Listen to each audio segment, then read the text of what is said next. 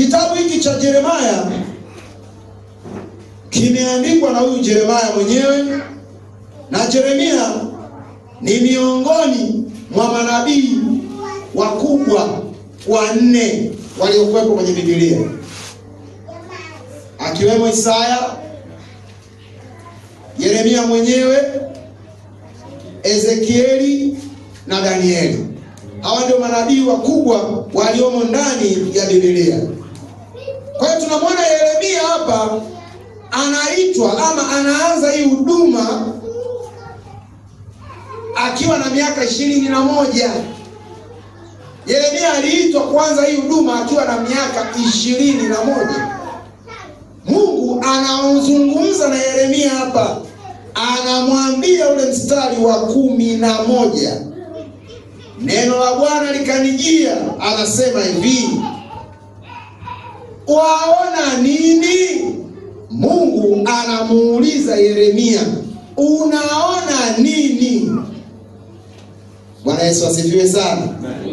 Bwana asifiwe. Unaona nini? Hili lilikuwa ni swali zito. Mungu anamuuliza Yeremia swali zito, unaona nini? Na kwa kihistoria huyu Yeremia alikuwa ni mwana wa kuhani. Alikuwa ni mwana wa kuhani. Na kipindi hiki ambapo Mungu amemuita Yeremia, Israeli ilikuwa katika hali ya machafuko ya kumwasi Mungu na kuabudu miungu mingine.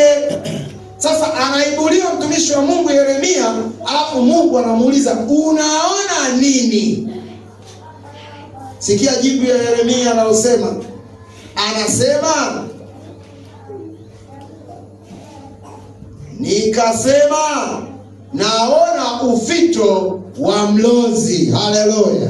Amina. Yeremia anasema naona ufito wa mlozi.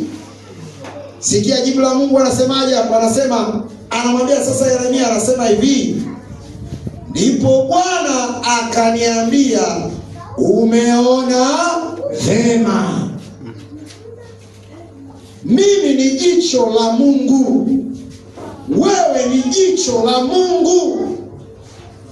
Mungu amekuita wewe ili uweze kumtumikia. Kama jicho lake anakutazama popote unapokwenda, popote unapofika, lolote unalofanya, Mungu anakutazama kwa jicho. Kwa kuwa amekuchagua wewe uwe jicho lake, umwakilishe Mungu eneo lolote unalokuwepo, sio kanisani. Eneo lolote unalokuwepo Mungu amekuchagua ili umwakilishe. Wewe ndio jicho lake. Sasa hapo ulipokuwepo unaona nini kwa habari ya Mungu, kwa habari ya utumishi? Wewe unaona nini hapo katika kumwakilisha Mungu? Yeremia anasema ninaona ufito wa mlozi. Alafu Mungu anamwambia umeona vema. Sijakwambie unaweza ukawa unaona lakini Mungu anakwambia hujaona vema.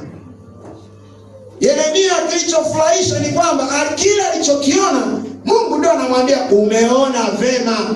Maana yake nini? Maana yake ni kwamba kile ambacho Mungu alitarajia Yeremia akione ndicho Yeremia alichokiona. Haleluya. Amen. Kuna wakati wewe unaweza ukaona vitu vingi, kumbe vingine sivyo Mungu anavyoviona juu ya maisha yako.